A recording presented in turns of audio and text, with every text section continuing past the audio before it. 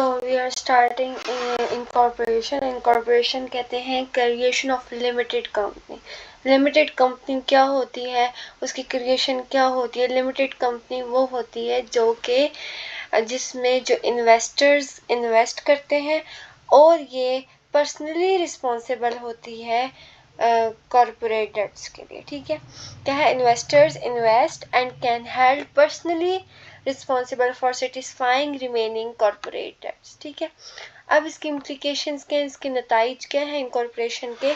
इसमें ये होता है कि separate entity detach from business operations and managers to operate business. ठीक है, इसमें ये होता है कि ये हमें ये बताती है कि जो सेपरेट एंटिटी क्या है, इसके इम्प्लीकेशंस ये हैं। जब लिमिटेड कंपनी बनी थी तो उसके नतीजे में ये हुआ था कि ये हमें बताती है कि सेपरेट एंटिटी है, एक बिजनेस सेपरेट एंटिटी है। जो ऑनर है उसका और बिजनेस का आपस में रिलेशन ज़रूर है, लेकिन ये एक दूसरे से बिल्कुल सेपरेट है।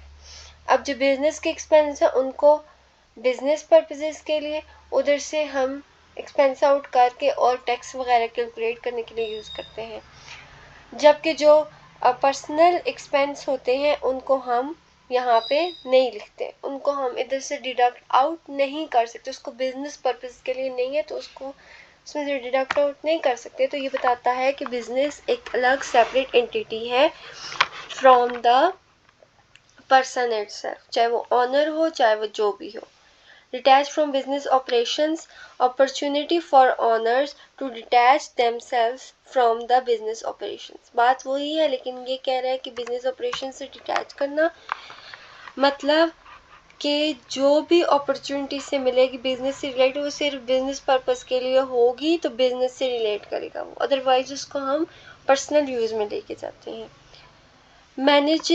मैनेजर्स टू ऑपरेट बिजनेस, अब डेली बेसिस पे जो शेयर होल्डर्स हैं वो तो बिजनेस को नहीं देख रहे होते, तो उस बिजनेस को चलाने के लिए मैनेजर्स की ज़रूरत है जो कि उसको डायरेक्ट करते हैं, जो उसको मैनेज करते हैं। ओन्स तो शेयर होल्डर्स करेंगे, लेकिन जो मैनेज करने का काम है वो कौन करेगा?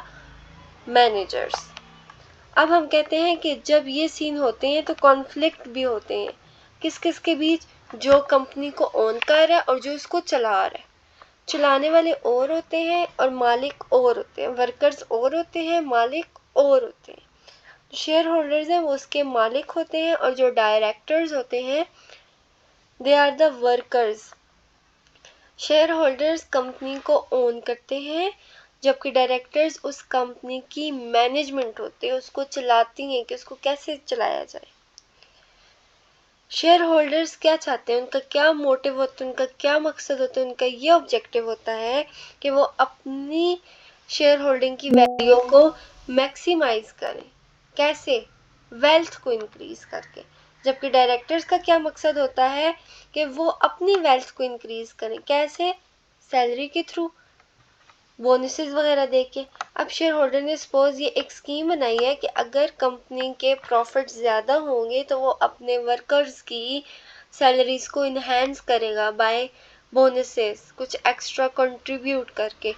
तो क्या करेंगे डायरेक्टर्स अपनी सैलरी के लिए क्या करेंगे? फिर कंपनी की हालत को बेहतर दिखाएंगे, विंडो ड्रेसिंग करेंगे।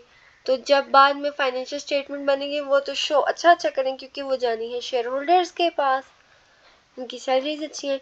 ये ऑडिट इसीलिए कराया जाता है ताकि ये चीज़ें आपको पता हो।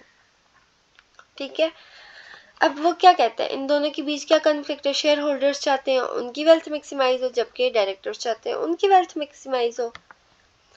Conflict led to the legal requirement for the statement to be produced by the directors to account for their stewardship of company, sent to shareholders to allow them to assess performance of the management। ठीक है, वही बात।